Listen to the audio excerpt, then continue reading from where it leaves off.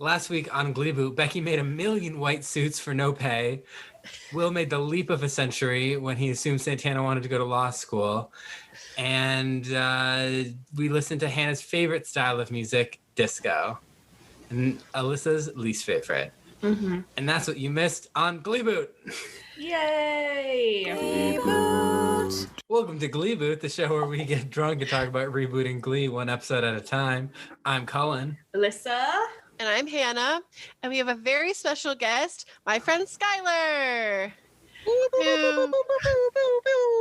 I gave myself my own air horn. Yes. She's over there dabbing.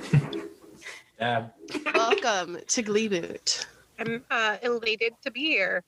That's what sweet. a word. I'm impressed. That is not that's the normally only one I come know. up So I used it on you. It's a very special time. Thank you.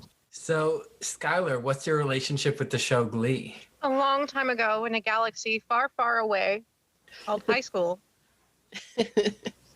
In 9th grade chorus, my chorus teacher was talking about Glee and how much we need to start watching Glee, and basically preached us to go watch Glee.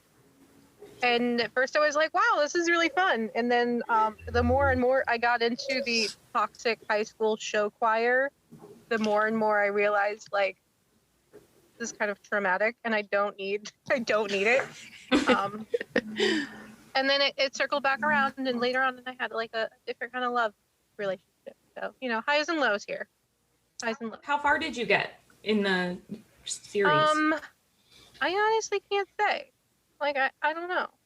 Okay. I don't think I've ever watched it completely through, like from start to finish, or like clicked through, I don't know, regularly, if that makes sense. Like, just be like, all right, I want to watch this episode because it has this song in it and I'm vibing with that. Oh, okay, I see. Yeah. Cool. Normally I'm a very chronological, orderly. Can I curse? Yeah. Yes. Normally I'm a chronological, orderly bitch, but like when it comes to music, nah, man, the music trumps. Oh god, nasty word. We need a new word for that. Music trumps chronological order in my heart.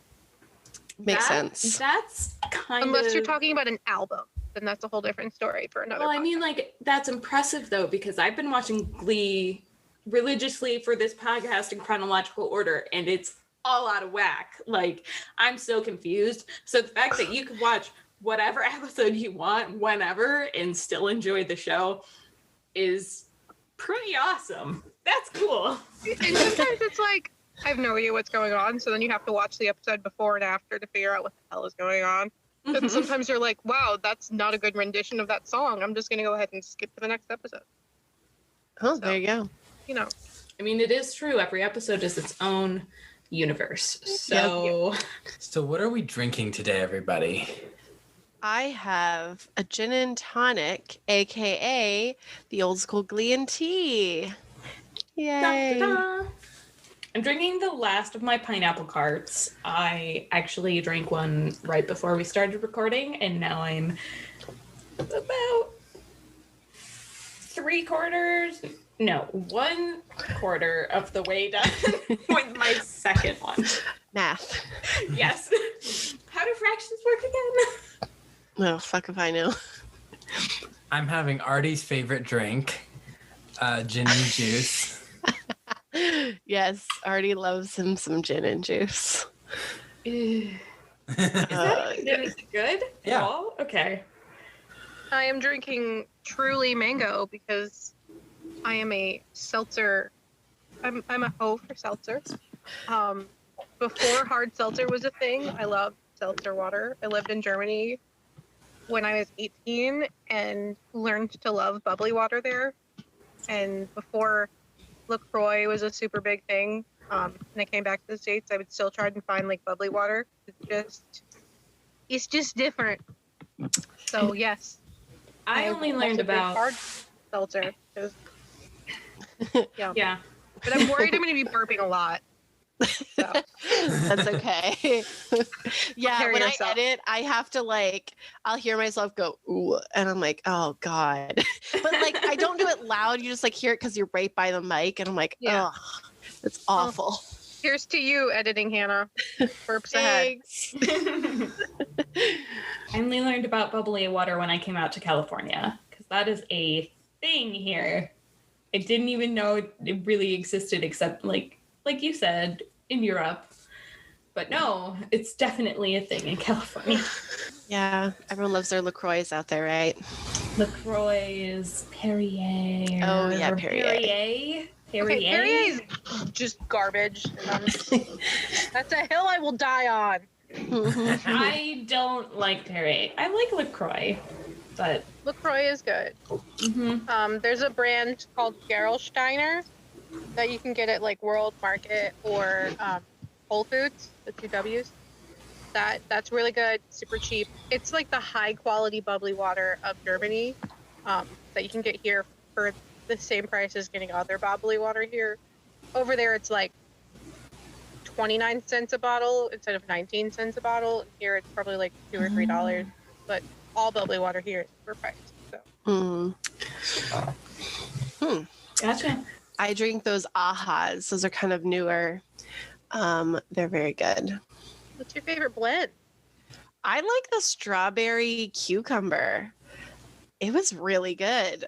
I tried the citrus one, and I tried the blueberry pomegranate. Those are both good, but the strawberry is very good. I'll have to try that out because I haven't found one of those I really like. But Well, why don't you come over to my house? I have some. yeah, I'll come break in. There you go. Yeah, literally just after this, go knock on the door. Yep. Have you ever had cucumber flavored Gatorade? I'm sorry, what? That exists? Yeah, I got it on I'm sorry, accident why? once. It's cucumber lime. I got it on accident, and I was working a 1 to 5 a.m. shift when I used to work night security. And I kept being I'm so thirsty, I'm gonna drink some of this. I'd be oh no. And then an hour later I'd be it's not that bad. I'm gonna drink some of this. And then be oh, why did I do this? Well, one hell of an cucumber accident. lime. Those two don't really mesh. It was cucumber cilantro or cucumber lime. It was some flavor that shouldn't be Gatorade. Yeah, that sounds horrible as Gatorade. Cucumber and mint? Yeah, totally. All day long. That's like spa water. Yeah, but oof. Ugh, Gatorade. Ugh. Icky. Yeah. So let's talk about I Want to Dance with Somebody. It is their Whitney Houston tribute. That's why Sugar isn't in it, because she's not allowed to be in the tribute episodes. So strange. Oh. And Rory isn't there just because they didn't want to pay him, I'm guessing. Probably. Oh, speaking of Rory, a real quick sidebar. Skylar, you guys used to house exchange students, right? For pretty much your whole life. So in the Christmas episode this past season, Brittany, her family is the one who was housing Rory Flanagan, the Irish exchange student, and they basically planned a vacation and we're going to leave him behind. Is that common for host? Really? Yes. It's actually, depending on the exchange program that they come on and the visa, they can't leave the country. Right. So. But even nationally, I think they were going to just another state. Is that still No, because they do want you to travel and go to other places in the United States. But okay. But internationally. Leaving the US. Interesting. Yeah, that's I was I'm gonna have to ask her, because I think that was really weird that Brittany's family, they were going to Santa Fe, and I was that seems really weird that they would just abandon this child. But yeah, no, I think that's a little flaky, but definitely that's a normal thing. Cool. Okay, thank you for the intel. Yeah. Actual fact checking here on Glee. Yes, we do the hard hitting reporting. Yeah. Yeah. Abandon your exchange students over Christmas.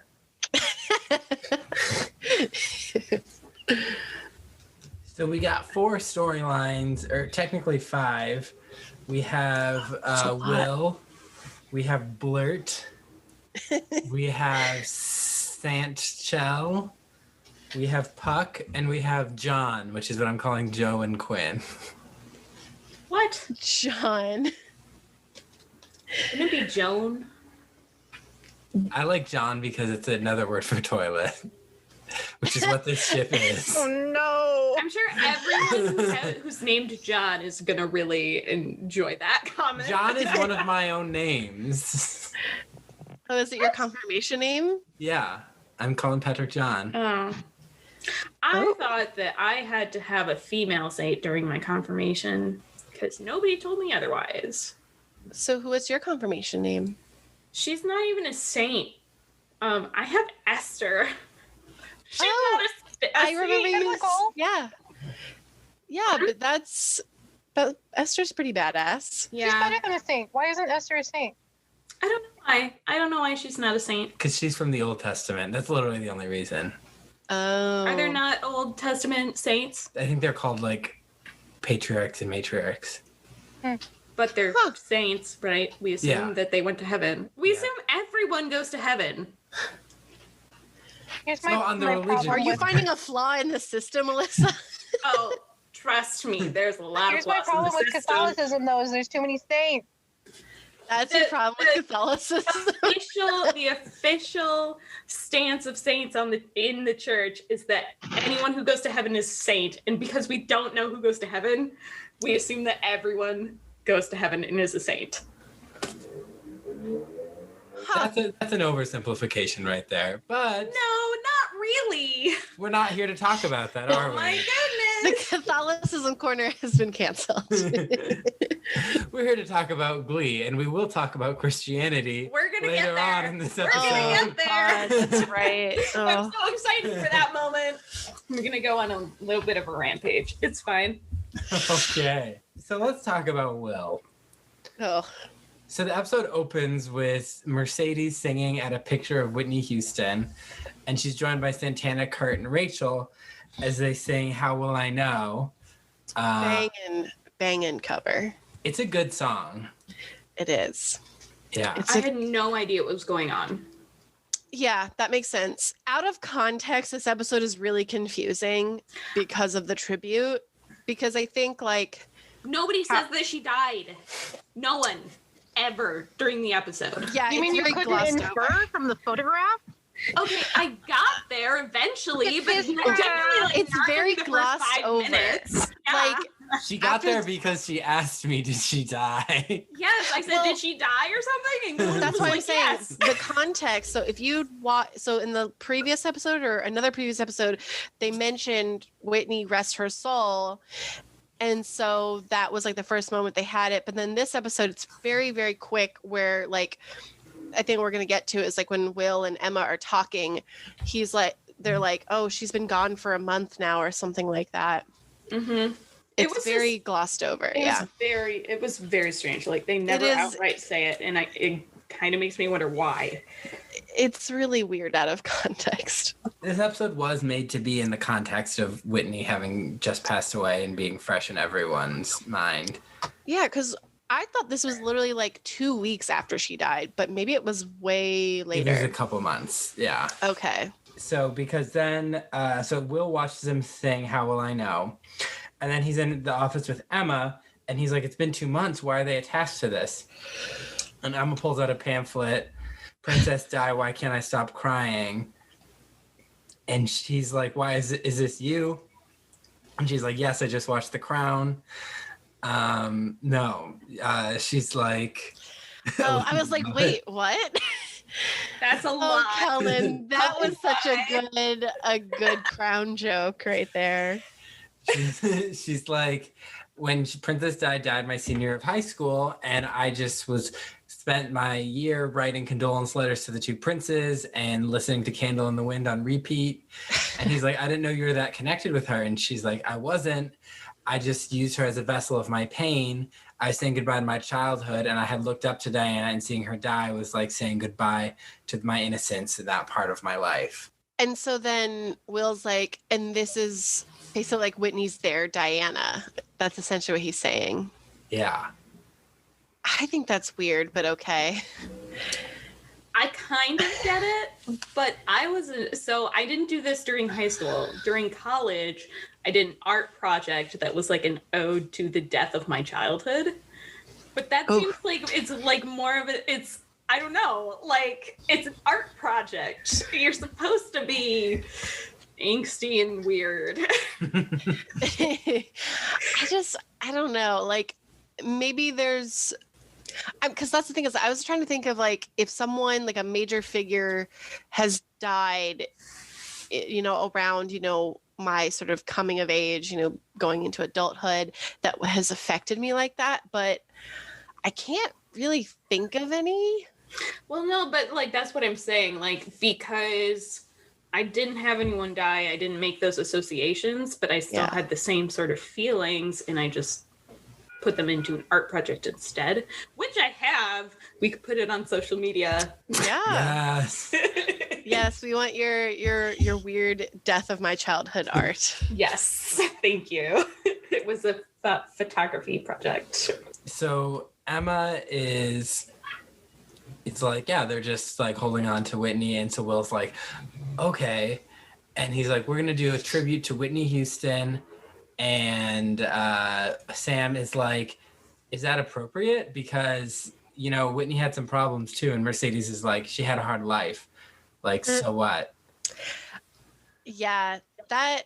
I have no context for this conversation whatsoever. I don't know what happened. Okay, so the context is that Whitney struggled a lot with drug addiction.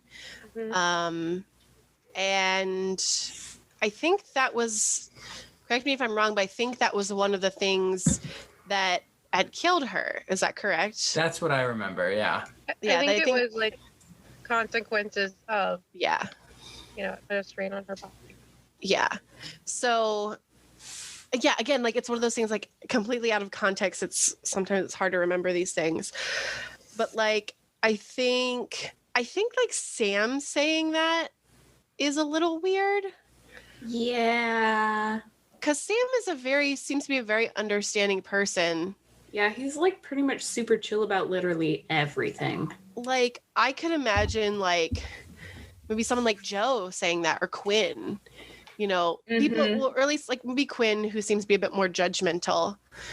Yeah, it just seemed really weird that they chose him. Court Overstreet pissed off Ryan Murphy that week, and he was like, "You're going to be getting the the mean to Whitney Houston line." Do you think they like wanted Sam to do it because they didn't want that sort of negative connotation with the Joe they needed and to cover her ass? Well, I mean, sure, but Joe and Quinn is a major storyline in this episode, and like, want to give that line to the people who would actually say it because they wanted to make them seem sympathetic. Oh, well then Artie, you would have the perfect vehicle for that. Yeah. So they're gonna do Whitney this week, and so that dovetails into all the other storylines, but we're going to talk about Will's. So Will brings Emma a letter to Mademoiselle Pillsbury. It's purple. And it's from Mr. Lavender, and he's going to plan their wedding. He's a top wedding planner. Will's getting a good big tax refund, and he sold some blood platelets. Gross. And he's like... yeah, so we're moving Emma's like, oh, well, we don't need that because the wedding's in Christmas. The church is already going to be decorated. And Will's like, no, I want to move the wedding till May. I had no idea why. I didn't put the reason for this move of the wedding together until they actually said it out loud. Much later in the episode. Yeah, I guessed it not too far before that. But my guess was way more, not sinister, but way more sad on behalf of Will. But we'll get there. I mean, on Emma's behalf, I want to say that she has absolutely no reaction to this. She's just like, oh, okay. Well, what happens is, she's like, is this about sex? And he's like, no. And No, she says, is this about sex? well, they're at school, so.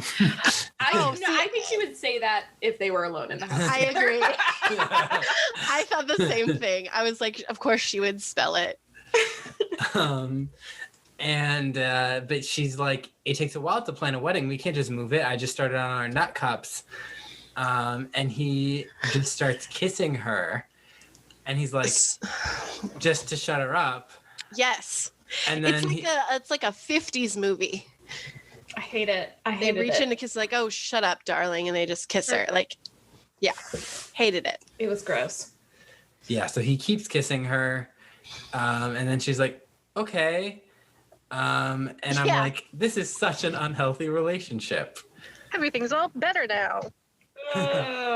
Also, it just like makes no sense that like she mentions later on about her having OCD, but like something like this would drive her OCD insane to move the wedding up, 49 days they said until they had graduation. So I'm assuming like 50 days, something like that. Well, from December to May, at least.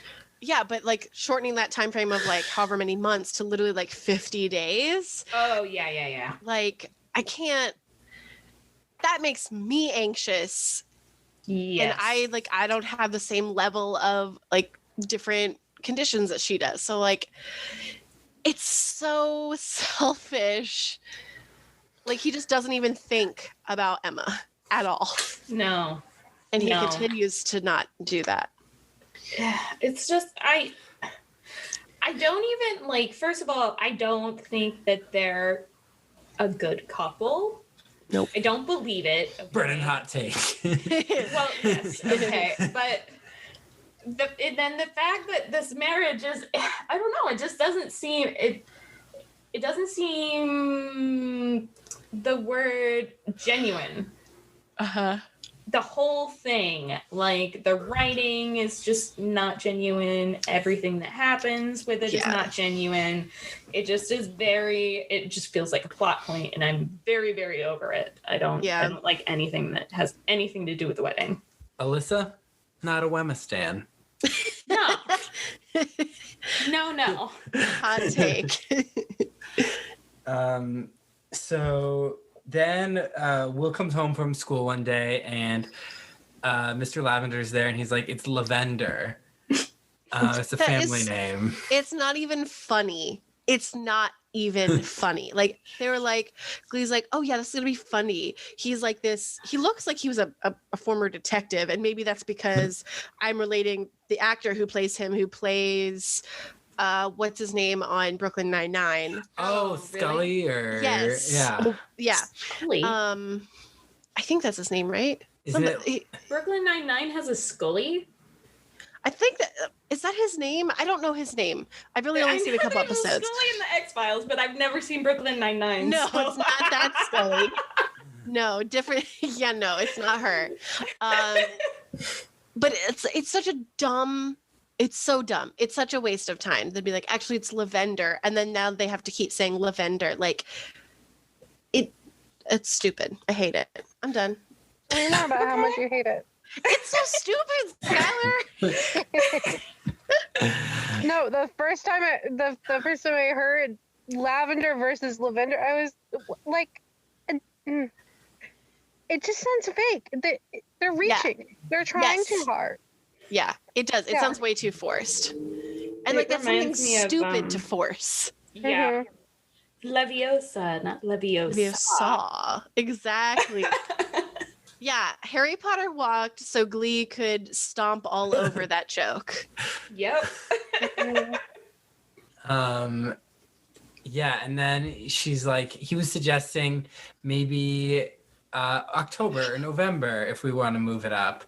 But we can't find any date that will accommodate a stage in May. And he's like, well, the Glee kids are going to perform and I will be rapping. Oh my God. I was like, he's a bridezilla. Like, I thought that was a clever joke though on Glee's behalf. And I will be rapping. Yes. Yeah. I will definitely give it that. Yeah. It was definitely one of those cringe moments, but obviously they did it so we would cringe. Yeah, So- because they stopped having him rap in season 1, so it's become a joke Yes. that he loves to rap and we all hate it. Yeah. I'm glad that stopped. Yeah. But then he's like, actually, well, we don't need you, Mr. Lavender, because we're having the wedding in May. And he just like picks up all the stuff and like takes it away. He picks up all the wedding magazines. And Emma just stands there just like, oh, wow. Like, what sucks is though that like that he still has to pay that guy for that consultation. Yeah, that was a huge waste of money. Yeah. I would have been so mad if I was Emma. Yeah. For multiple reasons. But you know what? It's his tax return. It's his money. That's fine if he wants to use it that it's way. his blood platelet donations. Very true. Exactly. Such a more fakeness. I don't know, man. Mm-hmm. Will's behavior is pretty borderline abusive in this episode. Borderline? I don't know. I'm going to go full dive into it. It's pretty abusive. Yeah. Manipulative. Yep. Yes, manipulative for sure. Yeah. He's a groomzilla. Yeah. He doesn't seem super manipulative to me, to Emma, except in that first scene. Well, this scene is literally like storming everything. But that's just an outburst of emotion. That doesn't seem manipulative to me. But he doesn't even consider her opinion in the matter. She was like, "Oh, I don't think we need that," and then she was like, "Okay, yeah, we'll do May." And then she's meeting with Mr. Lavender. I'm not going to say the other version, but like she's like into it. She's like, "Yeah, like we can do this, but maybe we're going to do it this way." And he's like, "No, Actually this is how we're trying. doing it." Yeah, she's taking his condition of I guess we're gonna call it being an asshole, and she's being very nice about it, but to the fact of like I don't think she's realizing that like he's just completely trampling over everything and not he's being very controlling. Well, he's being completely selfish. There's no doubt about that. I think I've just, in this episode, I have completely given up on Emma having any sort of authority as a human being. Yeah. Since she's just a plot point, it doesn't seem to be manipulative to me because she's not an actual human. So you can't manipulate things that aren't human, right? So you're saying that she just isn't human, or are you saying Glee is taking her humanity away from her? Both. Because if Glee takes her humanity away, then she's not human anymore. Interesting. Yeah, no, I would say that they definitely treat her like a plot point, like a plot object. She's just a chess piece. Yeah. Yeah, this episode I can really feel She's a chess piece on like a checkerboard game. Because that's what Glee is. They're using Connect 4 pieces, chess pieces. They're using the car from the Monopoly. That's the game they're playing. Pure chaos. Yeah. So my notes say campground period. Will is an asshole. Yeah. So he's like, I booked us a campground for our wedding, and she's like, what? And he's like, they said there's stage we can plug in amps for the Glee kids to perform, and he's like, and they'll even open the bathrooms for us so guests don't have to carry quarters in their pocket. And she's like, what does that mean? First of all, do you have they don't have to pay for the bathroom. You have to pay for the bathroom at campgrounds? Some of I them. guess at this campground, yeah. That's odd. I've never heard of that. That sounds like an added unnecessary plot point. Yeah. My family is not a big camping family. I take my mother's stance on camping, which is we go to a place and then we camp in a hotel. That's nice. Yes. Yeah, no, my family, I was actually talking about this weekend. My family I grew up in camper camping. So like pretty nice, like basically RVs. Mhm. And then by the time I got into like high school, early college, my grandma's sisters, so my great aunts, who would all have their families in their campers, have now upgraded to campers with kitchen islands in them. So that's the kind of camping I grew up with, how it Well, escalated. I lived in a camper, but like the kind that you tow behind a truck. Yeah. I lived in one of those for about, I want to say 9 months. Really? Yeah, so I'm not a super huge fan. I can imagine. Yeah. It's just not fun for that long. I didn't even really like it that much for the long weekends that we would go. Yeah. But I anyway. was very young. But yeah, some As someone campgrounds. who's camped in tents where you need your own bathroom, I've never paid for a bathroom at a campground because you just go shit behind the bush. Oh, Yeah. there you go. Yeah. Yeah, it's just like this campground idea is just completely stupid. Like it's not even he's just trying like to make it mean. work. It's so stupid. Like he knows well, maybe he doesn't. Maybe he forgot that he was like, oh, that's right, she has OCD. That's probably possible. Well, Emma reminds him, she's like, I have OCD.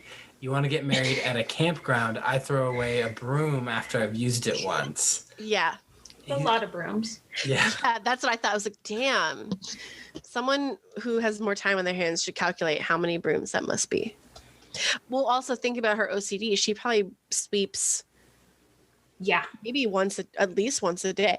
She A needs lot that of tenure. brooms. She needs that broom money. A lot of brooms. All that broom money. Yeah. But I mean, not only is this stupid because she has OCD, but does anyone here want to get married on a campground? No. Not really. No. Because also, especially May in Ohio, it could either be 35 degrees, could be snowing, or it could be 65, 40s, 50s raining, or it could be nice and sunny and breezy.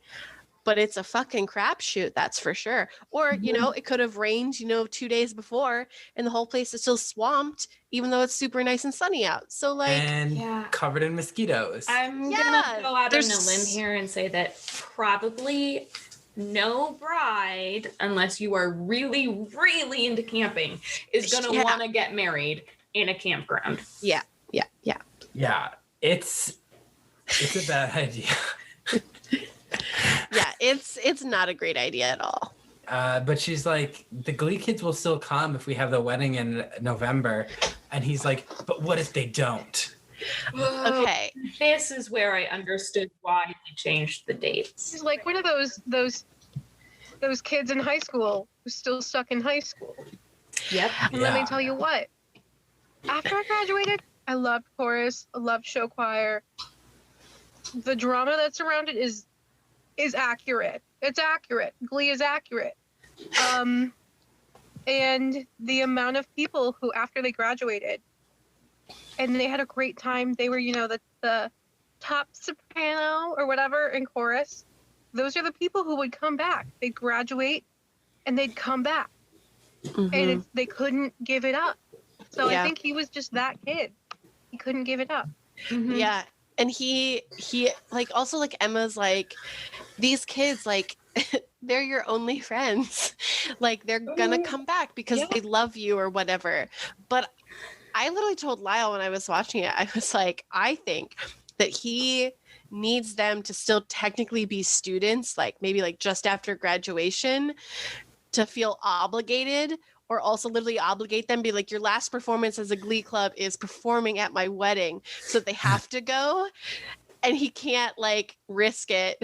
He needs them still to kind of be his students, so he has that control and make them because come. Emma is like, they're gonna come, and I'm like, no, they're not. Because I thought about like the teachers that I had told, like, like if I come back to the area, like I'll definitely like connect with you or whatever. I didn't. I still feel bad about it. Like, I'm not gonna lie, but like, there's like, I also like, I am not going to be the people who like, I would be in class and like students who graduated 3 years ago would like come in the middle of our class, like chat up our teacher and hang out. And I'm like, what the fuck are you doing here? Yeah. There's one teacher that I'm still in touch with, kind of, sort of, and not even really, because one of my my friend, who's also a mutual friend of his, always makes the get together, and I just kind of show up. So yeah. So yeah, I think my theory is that actually Will needs them to be students and part of the Glee Club, and he has to obligate them to come. That's what I think. Yeah, I think the idea behind this whole episode, sort of with Emma not really saying anything about these date changes, is because we're supposed to think that she understands this is why Will is having this issue and like accepts it and tries to support him through it. But it doesn't really work out that way. Like, it's very unclear, and she just seems very, very passive. Yes. So I think it could be really interesting if Emma and Beast and possibly Sue had a scene together where Emma's like, this is what's happening with Will. This is how I'm approaching it. And they could give her like a different idea. That way we could see her being active in this and not just like taking Will's abuse. Plus, we would get the girls' table again at lunchtime. Exactly. And I love that group. Sue, Emma, Beast, all the way. I'm here for it. And it would make sense. It like falls in with that logic. But that's not the route they chose. Nope. Instead, she just assures him that the Glee Club will be there. And that's really the end of the Will storyline. Because he has no other friends.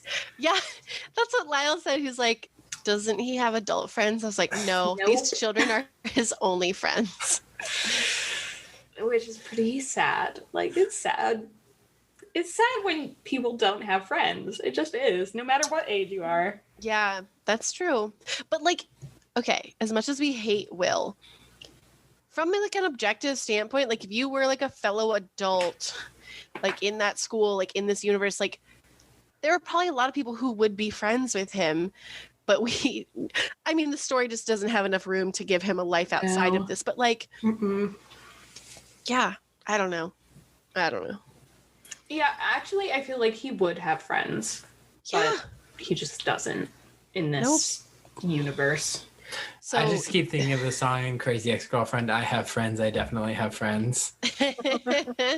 Yeah, that sounds accurate. So that's really the end of the Will stuff. So thankfully that wasn't too much. No, thank God. Let's talk about Blurt. Oh boy. My AKA ship name for Klain. Klain and Kurt, Blurt. Let's blurt it up. So Kurt is excited about Whitney Week, and he's telling Blaine how he wants to go to Between the Sheets to find a song. He's like, whether it's So Emotional that was written for me or something else that was written for me. And Blaine's just there like, yeah, of course, obviously. But he's like, I can't today. And Kurt's just like, ah, boom. But like, that's literally Glee's version of "Boo, you whore." I wanted him to say that, but I was like, oh wait, he probably can't because this is basically a teenager show. But yeah, like, I wish Blaine. Part of me wishes that Blaine would have just been like, I can't. Like, I have to study for this test. Like, I still have shit to do. Not just like, oh, I can't. Like. Something a little more, because once we find out, what's going on with Blaine and why this is happening, however it's happening, I feel like that would make more sense. Well, to be fair, I did know that scene allowed me to understand that something was going on with Blaine. Yeah. If he had a legitimate excuse, I don't think I would have picked up on that. Oh, interesting. That's a good point. Yeah. Well, that's actually a good question. Like, do you think, like, we're supposed to notice that? Because I didn't really notice it. But I guess, like, did they want the audience to pick up something was wrong? Or... I noticed it almost immediately. Maybe I paid more attention to Blaine than I want to admit. He's a very attractive man. He is. I think he actually acted very well in this episode, too. He did. Yeah, and I was like, "What's up with Blaine? What's going on?" And I got my answer eventually. You got but- so emotional. Nailed it. So then Kurt goes to Between the Sheets and he's looking at music. And this guy comes up and he's like, your hippopotamus head brooch is amazing. I love your outfit. You must get so many compliments. And Kurt's Yeah. like, No, I don't.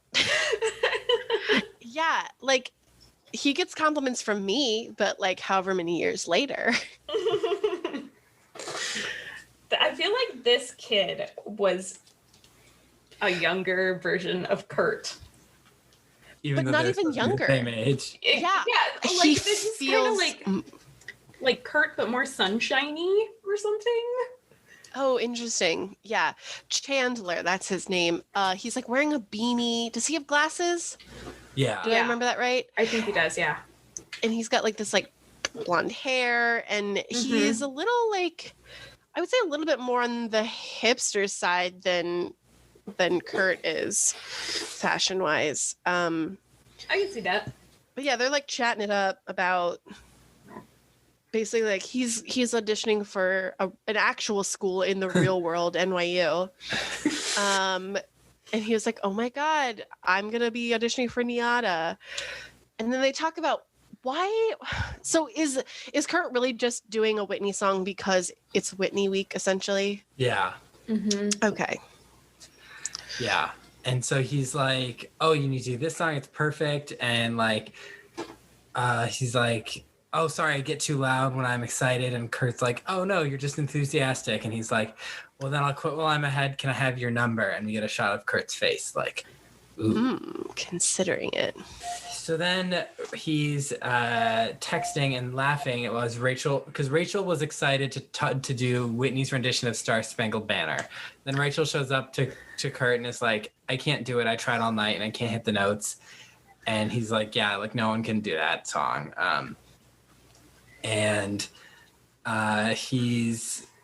He smiles at a text and she's like, oh, I know, that must be Blaine. Finn sends me cute texts all the time. Mostly they're puns about my boobs. I appreciate the effort. Yeah. I actually thought that was a small glimpse into like the sweetness of the Finchel relationship when a lot of what we see is very toxic. Yeah.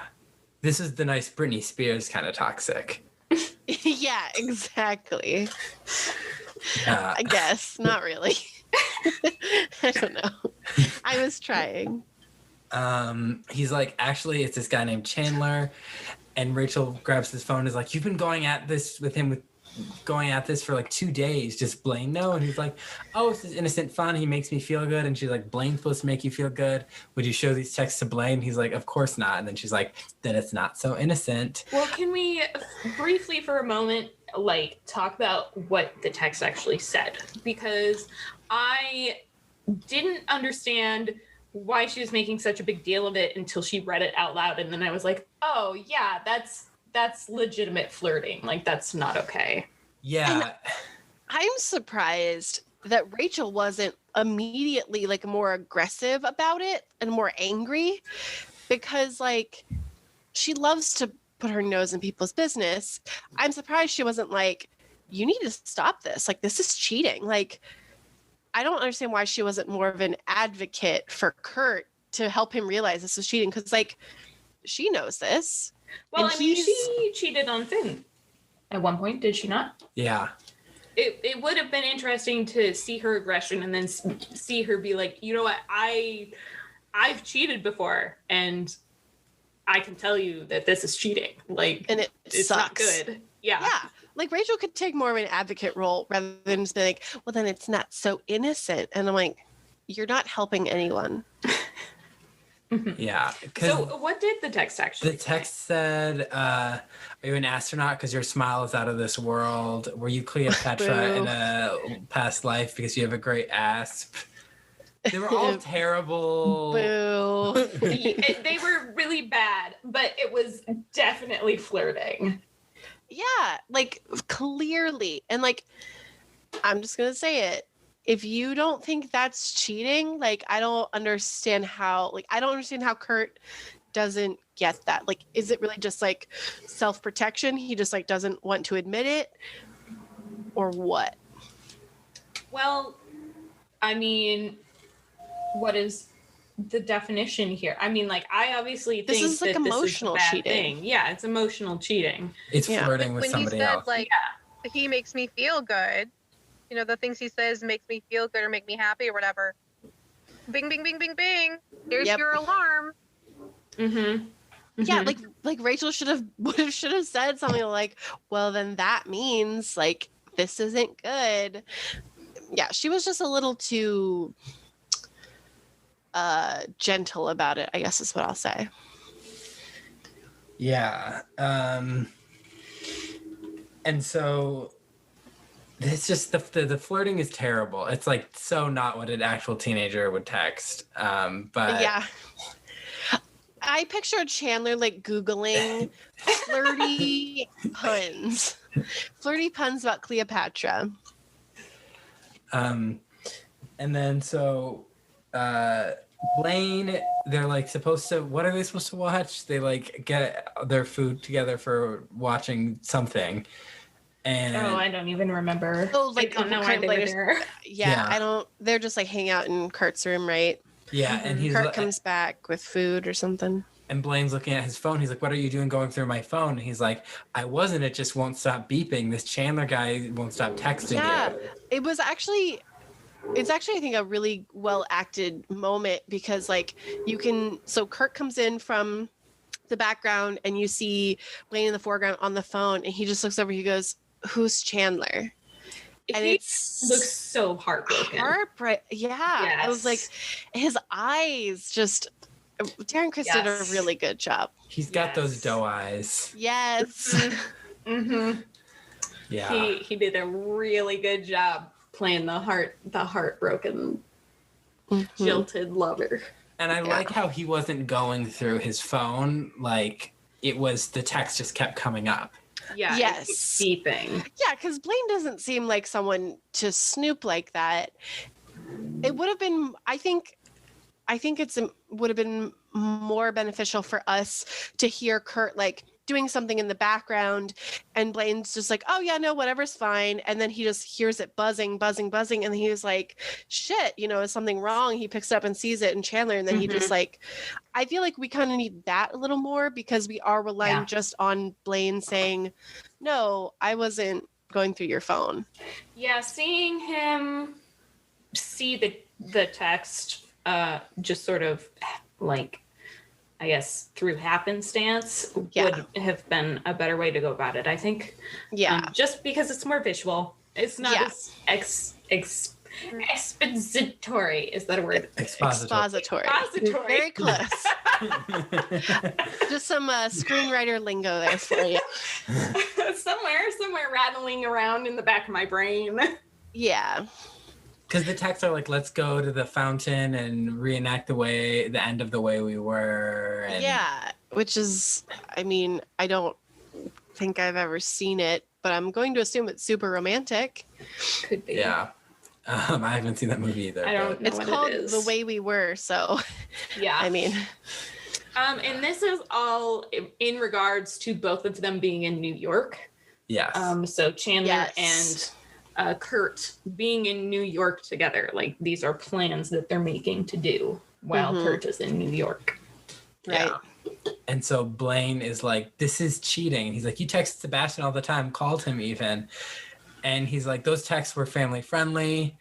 And I'm like, I have trouble imagining Sebastian being family friendly. But Absolutely not. No.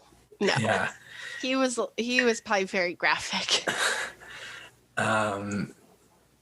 Yeah, and Kurt's like, I feel like I've taken crazy pills. This isn't cheating. And Blaine's like, "This is cheating." And he's like, "It's okay." And he's like, "It's not right. But it's okay." And it cuts to, "It's not right, but it's okay" by Whitney Houston. Bang her. It was so good. I love that song in general, and I love this rendition of it. And he's like, he gets out, he's like, "This is for anyone who's ever been cheated on." In the Glee classroom. It's like, and then like Artie and Mercedes are in the front, and they both look at each other like, "Oh shit, what's going on?" And Kurt's like, "This is crazy. I didn't cheat on you." And Mike In Chang, front of the Glee classroom, he says all of this. Mike Chang is the best at looking at people awkwardly. Yes, Because he just kept turning around and looking at Kurt, just like, "What did you do?" And so he sings, "It's not right, but it's okay." so good.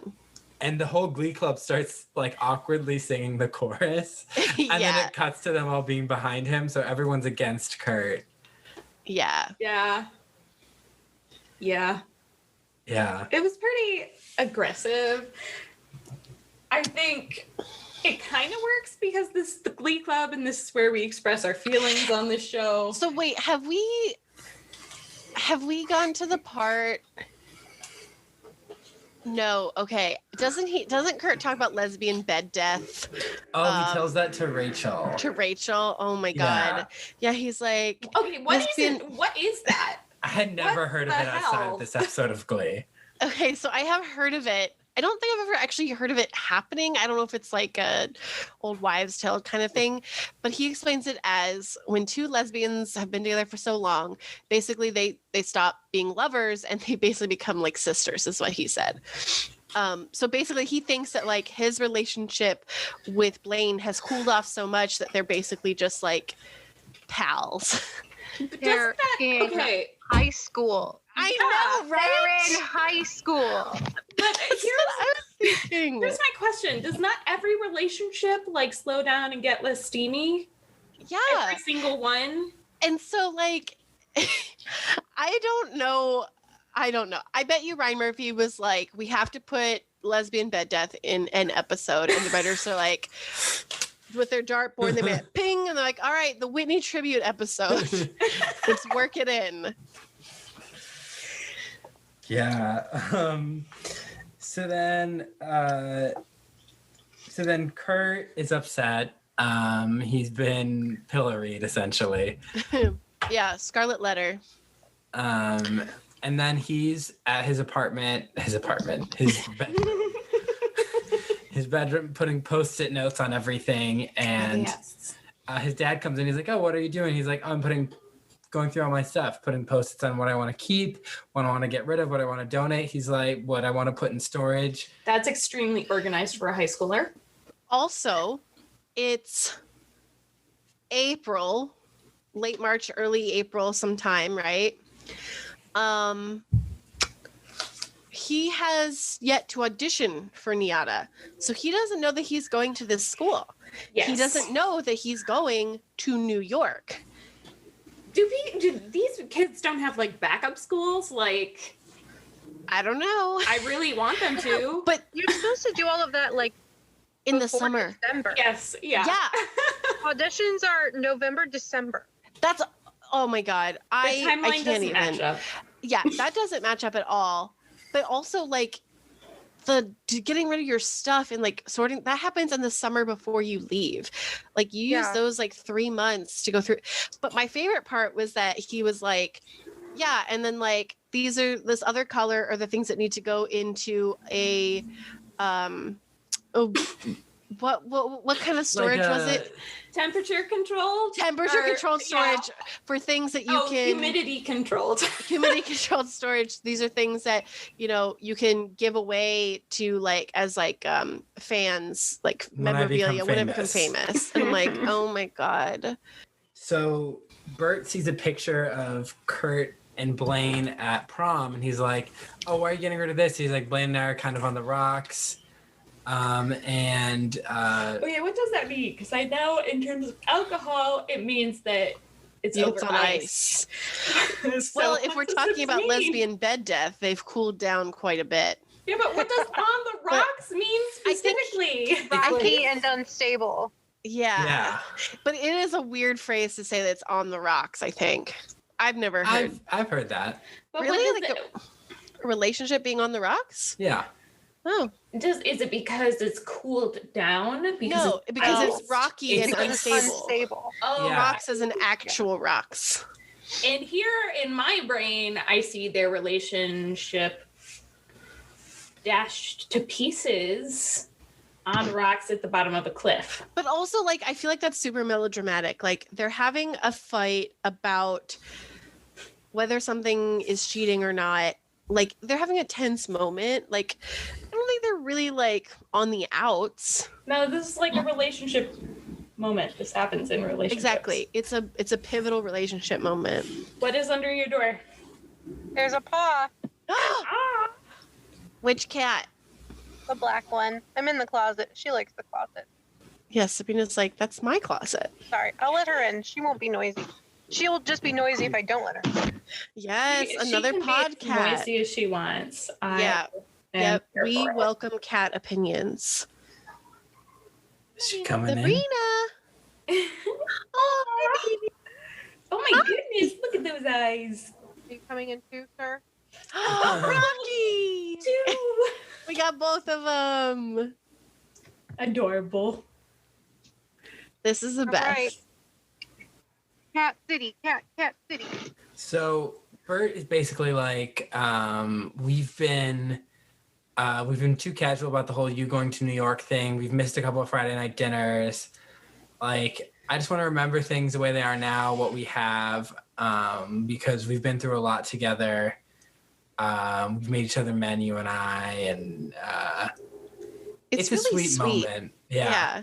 And you can see Bert kind of tearing up and just being like, we're both kind of pushing aside this very serious moment we have to have. Yeah, it's nice. Nice moment.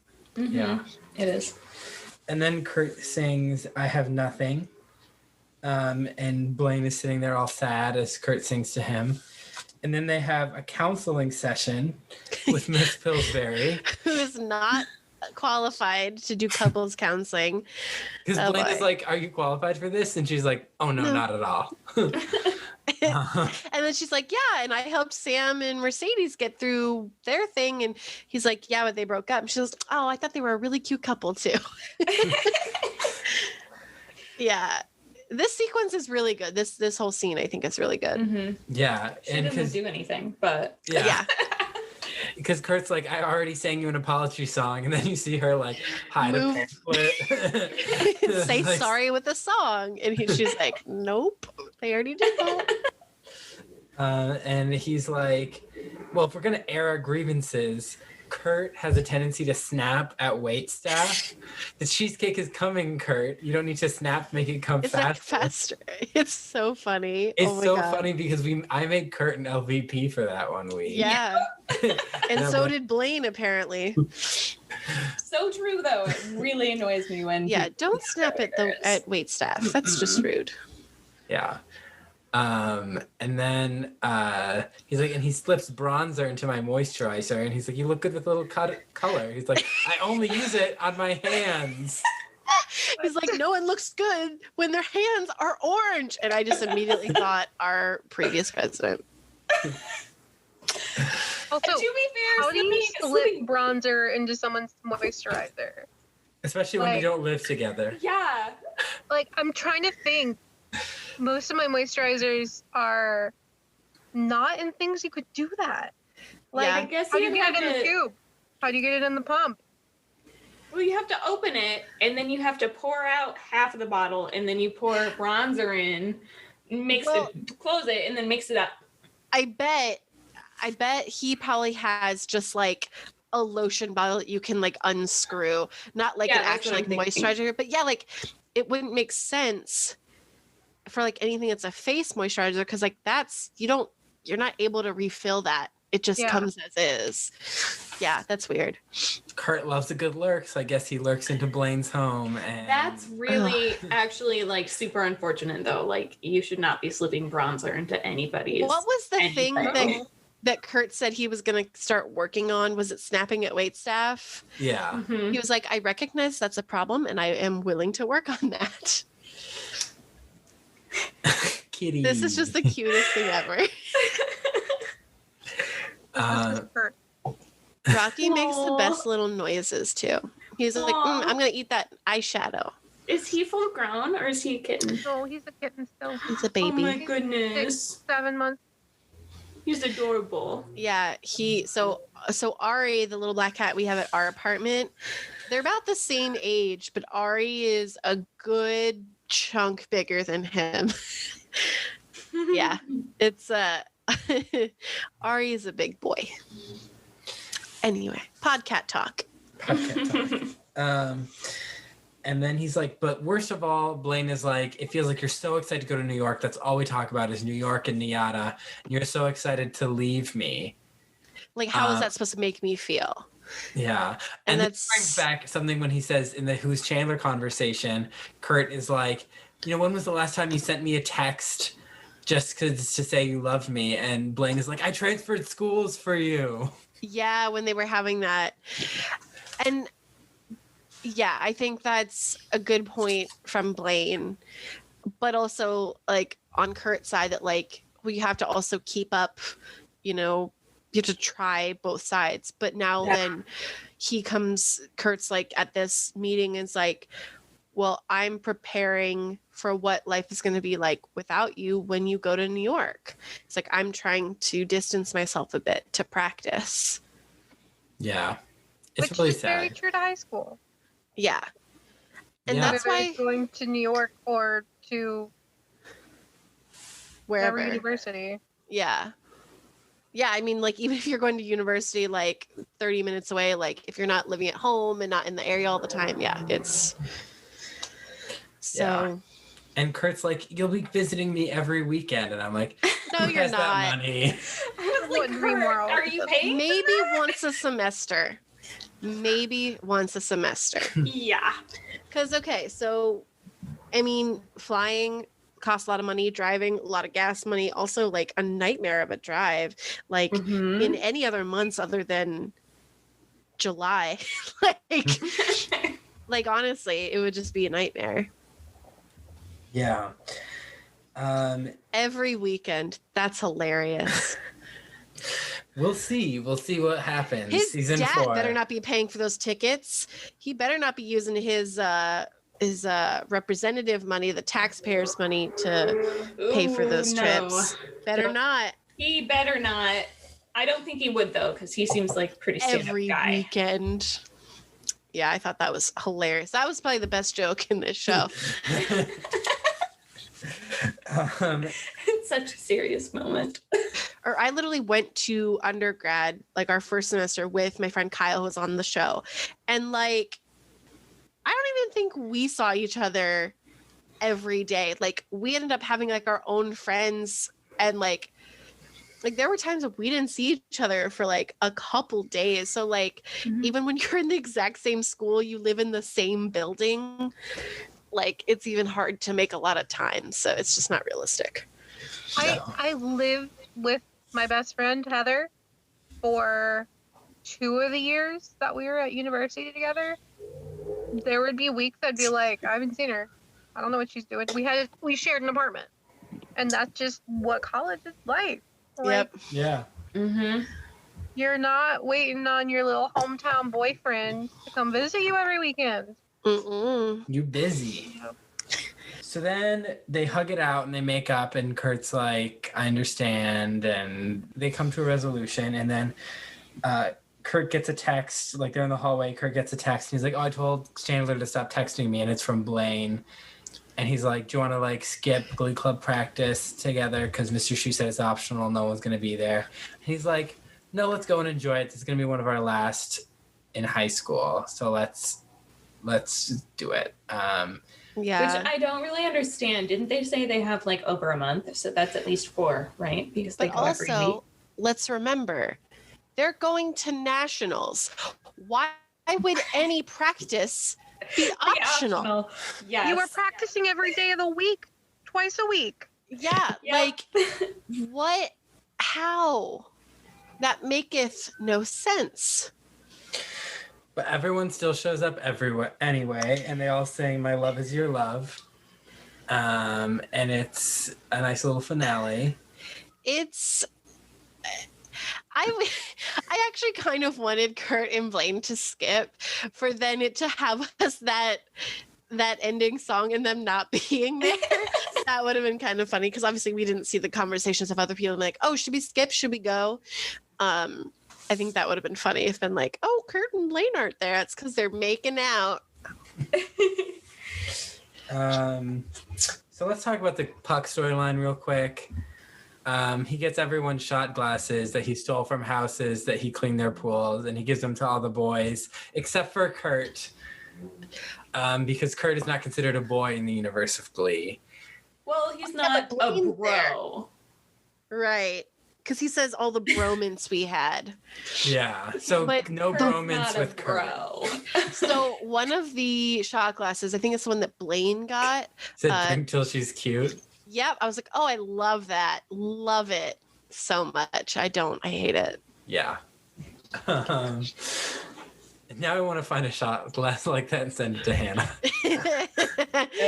Now I kind of want you to. Well, doesn't That'd be he a gives good inside he joke. gives like the reason that he got all of these shot glasses, like, you all stood next to me after I slept with your women, and then it was like he looks straight at Finn, and Finn's like, okay, and then he's like, people haven't always been there for me when that happened, and talks about some guy like Chasing him with a gun. Yeah, chasing him with a shotgun, and it just sometimes I forget how awful Puck is, and then things Right. like this help me remember. Yep. So he's like, let's all remember this. And I'm like, this scene was important. And then let's talk about Rachel and Santana. That was the Puck storyline. I was like, what Puck storyline? Can we just slightly though? I just want to point out that he wrapped all of these shot glasses in frilly little gift bags. Yeah, that was interesting. That's an interesting choice. I would not have expected that coming from him. Or he paid his little sister to do it. Yeah, maybe. So Rachel and Santana sing So Emotional together. I get so emotional, baby. Every time Banger. I think of you. So good. Yeah. Good Yeah. one. And then afterwards, Rachel approaches Santana at her locker and is like, you know, we blew it, right? We spent all these years hating each other when we could have been singing awesome duets together. And Santana's like, yeah, well, I kind of hated you. I would have preferred Mercedes and Santana, if I'm being honest, but you know. Yeah. I think their voices went really well together. It was like a good song. It was okay. I would have preferred Mercedes. But I really like Santana's voice, and Rachel like is dominant only because she's supposed to get all of the solos, like because that's her storyline. Her voice in this sounded a little bit different too. It sounded not as Rachel, if that makes sense. Yeah, I think it was very complimentary together with. Yeah, I Santana. think she probably not altered her voice, but she sang differently than she usually does because it did sound quite different. Mm-hmm.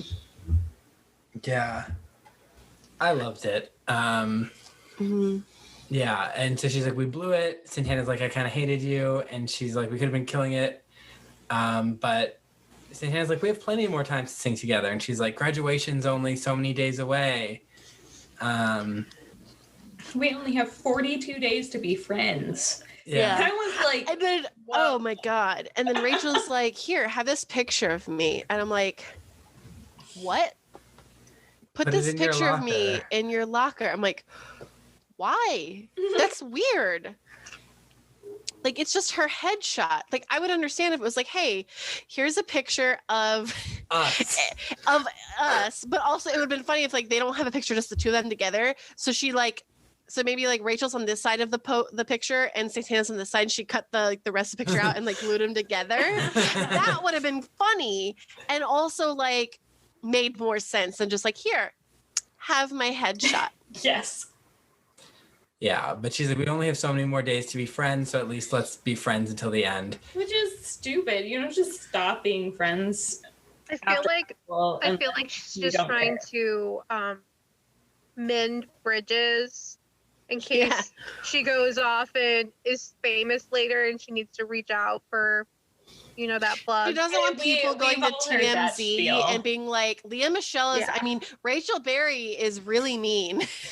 Yeah. Yeah, we've all heard this spiel with where your classmates are your future colleagues. Dun dun dun. Yeah. Look at us now, colleagues on a podcast. Yeah, we are colleagues with a capital C. You I guys guess are you my could say we're colleagues. coworkers. We're not colleagues. We're coworkers. We're not getting paid for this. Yeah, but we work on the project together. Yeah, so we're friends. I love how you say that with such disdain. Yeah, don't sound too enthused about that, Alyssa. You guys get upgraded to colleagues when we get actual money. Oh my gosh. Should we start a Patreon? This is once again where we ask. Let us know. Yeah. Let us know if you want to give us $1 a month. Oh. Alyssa's just realizing how few dollars that would be. Yeah. We have 2 fans, $2 a month. Okay, $2 a month. At 15 people, that'd be $30 a month that we could use to pay for The how Zoom much subscription. the Zoom, yeah. I mean, that would be a little something. True. Yeah. Maybe we'll start that. Okay. We just need 15 people. Then you can be upgraded to colleagues. All right. All right. Yeah. Come on, guys. If- Get if Cullen and I you to want- colleagues. If you want Cullen and Hannah to be upgraded to colleagues, F in the chat. yes. Yes.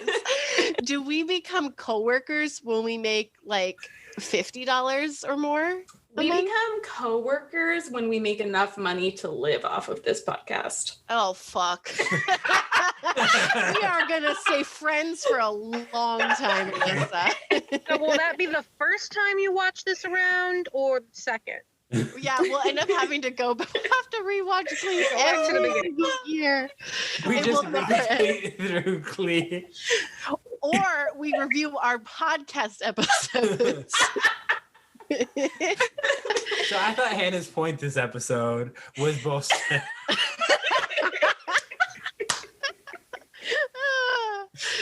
I still hate that Cullen and Alyssa hate disco.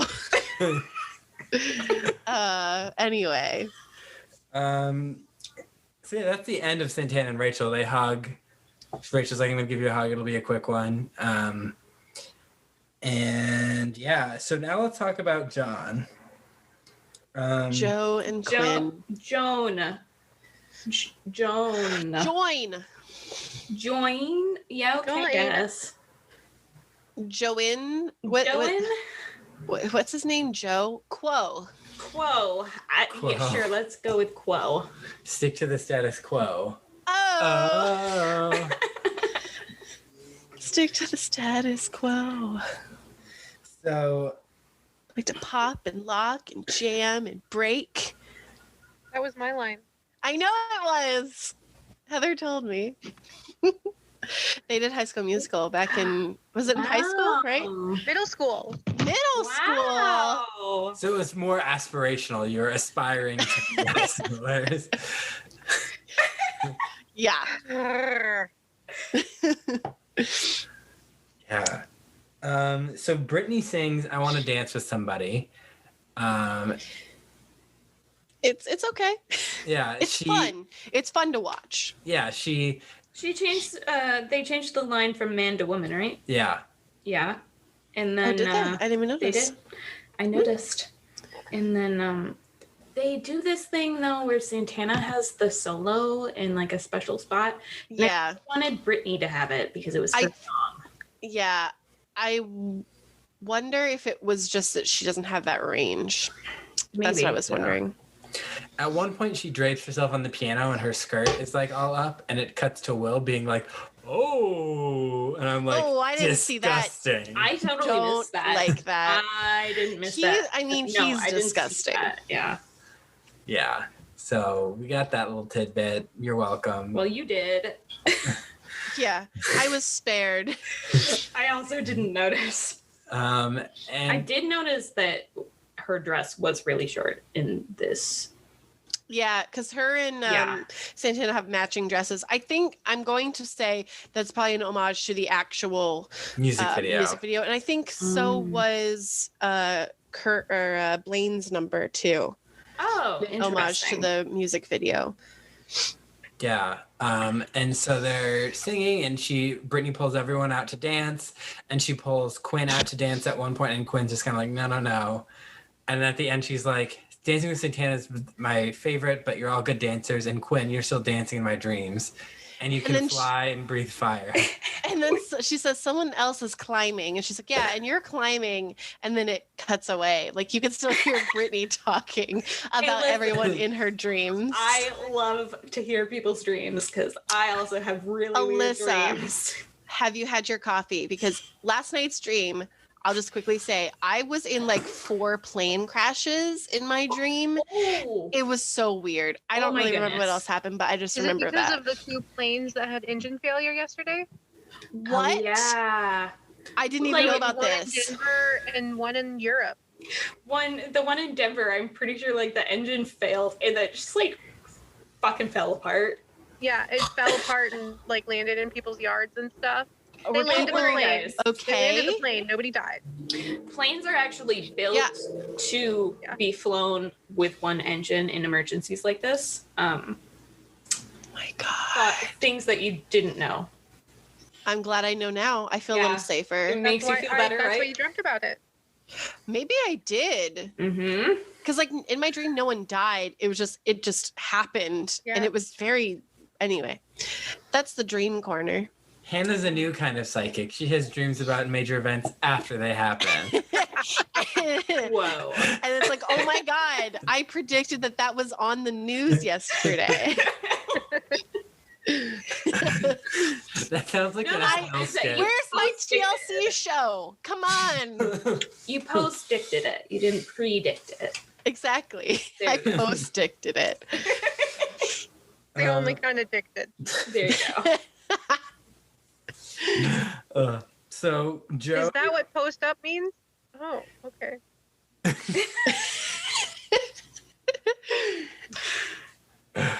So Joe looks at Quinn after Brittany says the comment about flying and breathe fire. And he looks at her like, oh, that must have hurt her feelings. And then afterwards he is like, Quinn, how are you? You look a little down. She's like, I'm okay. He's like, I have physical therapy. And she's like, I keep going and nothing gets better. So it's pretty depressing. And he's like, why don't I come with you? I care about you, and being a Christian isn't all about. Okay. So when he said, I care about you, I was like, why do you guys don't even know each other? And then I'm like, oh, that's right. They're in the God Squad together. Yeah. Yep. I forgot. I was like, why do you care about her? Are you stalking her? But then I understood. They believe in Jesus together.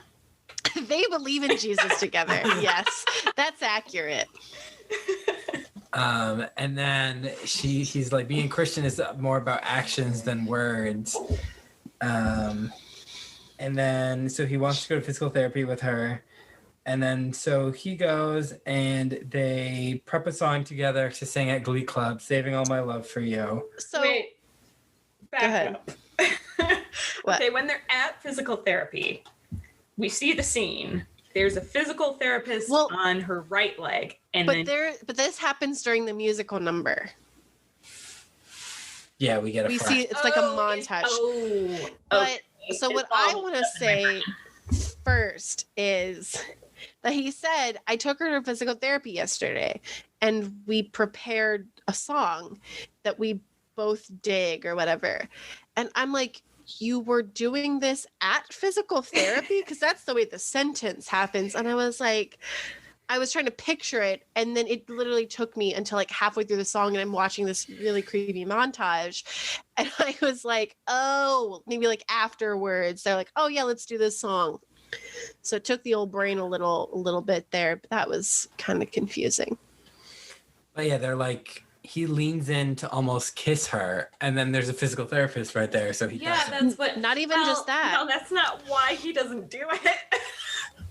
Well, not even just that. Like you see him, like he picks her up and helps her under the table, and then he's grabbing like at her ankles, to help stretch. But then he puts his hand on the inside of her thigh, and That's they start normal stretching. for physical therapy. Yes, but the way the camera lingers on it and the fact that it's him is very sensual. Yes. And I don't like it. I mean, I don't like the fact that he's not a physical therapist and he's there. Yes, that's what I'm saying. He's not a professional. Yeah, He's he just shouldn't be there. He should Well, I really mean, just he be can watching. be there, Yeah. but he shouldn't be actually Helping. Yeah, no, It makes no sense. unless he's studying as like a PT assistant or something, like doubt that's happening, but no, don't touch her. Some people learn to do physical therapy on their loved ones when they're bedridden. Right. So I suppose it's possible for a lay person to help with physical therapy, but it just seems really But he's not her mother. odd. Like Yeah. her mother would be like, okay, the doctor would be like, okay, well, this is how you help do this. And so maybe she would be practicing alongside, the therapist, but like it makes no sense that this random kid with dreads would be doing it. He says she can hold on to one of his dreads for good luck. Oh my god. Yes. I hated that. I thought he was going to cut it off and give it to her. That's what I thought. Give her a lock of his hair. Locket, and it's like a hair. giant That's what he's cutting locket. off and giving to her. Yeah, not his dick. For good luck. Can you hold on to this till marriage for me, please? Thanks. So then there's a scene in the bathroom where all the girls are putting on makeup, and they have Quinn putting on her makeup in the reflection of the hand dryer. Oh my god, I didn't even notice that. Wow. Well, me neither. that does speak to the inaccessibility of the ladies' rooms and the restrooms in general. Yeah, I actually had this thought though, like during the episode, I was wondering, like, how does Quinn get ready in the morning? Because her hair was really perfect. Yeah. So I bet she has at least a mirror at home that she uses that's her level. But yes, the inaccessibility of I think she has a vanity bathrooms. from what I remember from season 1, so she can sit the vanity. Yeah. And then they're like, oh, like we saw sparks fly between you and Joe. And she's like, he went to physical therapy with me and he was disgusted. Well, but also like the song they sang was literally Saving All My Love for You, which is like kind of like saving your virginity kind of tone. And then there's also like, I am saving, I don't want to be with anyone else. I want to just be with you kind of. Yeah, it's very romantic and oddly virtuous in a weird way. And can we just like hit on the fact that Joe is like, we have a song we want to sing to you, and then they proceed to sing to and it doesn't have anything to do with the assignment. He literally says that. It's kind of ridiculous. Yeah. So yeah, Quinn's all like, he's disgusted, he doesn't want to be with me, and so she's pretty down on herself. Yeah. But Joe goes to talk to Sam about his sexual urges for Quinn. Why Sam? Is it because he's also in the God Squad? Yeah. Yeah, I think so. Okay. And Sam's like, I lost my virginity while I was working at a strip club. And I'm like, I really hope... Wait, so we got to back up a little. I just want to say that I hope it was with another underage girl as opposed to an adult woman. Yeah, right. I don't want to think about that. Oh, God. I knocked that line from my head. I was like, no, Sam. Oh, my God, yeah. But we have to back up to when Joe is trying to tell Sam what he wants to say. We have to back up to when he walks in. So let's back up there, because he's in a tank top and he has his dreads tied up in looks like a wasp's nest, to be quite frank. It looks like one of the 60s hairdo where they would tease it. Yes. But I'm going to say a wasp's nest. Because I want to. And then Sam says, oh, you lift, bro, or something like that. And I'm like, what a weird way to start a conversation. But that's how the conversation starts. He's like, no, actually, I want to talk about Quinn. And then Sam's like, oh, yeah, I used to date her. And then that's how it starts. But what a weird start to this scene. Yeah. And then Joe proceeds to be like, I don't know what to do because I was having feelings. And then he was like, downstairs feelings. In your pants feelings. Yeah, in your pants. What did he say? He said, I'm really good at giving advice, but you have to tell me exactly what you want. Yeah, you have to be more specific. It was funny. It was a good line. Yeah. And he's like, he's like, oh, like in your pants feelings. And he's like, I want to be a new kind of Christian who recognizes certain things are old school. And still tries to do right by people. And Joe's like, this is all about like respecting your body. And he's like, you have to decide if you want to be closer to God or closer to Quinn. This is problematic on a lot of levels because it inherently separates what I don't know when Joe says it, but sins of the flesh. I think he says it later with Quinn. It inherently separates those two things and makes them very excluded, that like you can only have one or the other, which I don't feel is accurate at all. Doesn't at one point Joe quote the Bible or something? Sam does. He quotes Leviticus. Well, doesn't Joe say something specifically about the Bible? I don't remember. I'm pretty sure he does. Because I remember thinking, like, it's all good that you're talking about the Bible in this context, I suppose, but you also have to realize that the Bible has been translated a lot of times from several different languages, and there are many versions of it, and you really just can't take it literally because it's a historical document that's been meddled with, Yeah. It's problematic when people take the Bible literally. Yeah. I kind of wanted him to whenever he was quoting like a book of the Bible, whoever it was, Sam, I wanted him to grab the namesake dread and be like, yes, Leviticus, and like rubs it.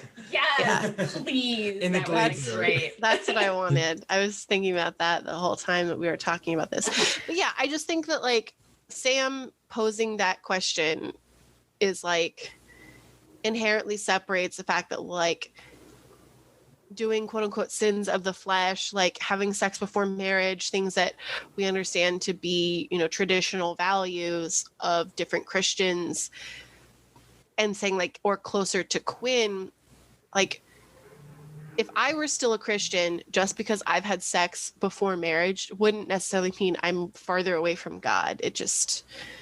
Well, I mean, not even that, but there are ways that you can get closer to a person without having sex with them. That's true. That's true. Exactly. So it's also, yeah, exactly. Like take Emma and Will, for example. They haven't had sex, and for some reason they're still very close. Can't still understand it, but yeah, like that's also another point that like it's also making it very exclusionary that like any type of getting close to another person has to be sexually intimate. Like.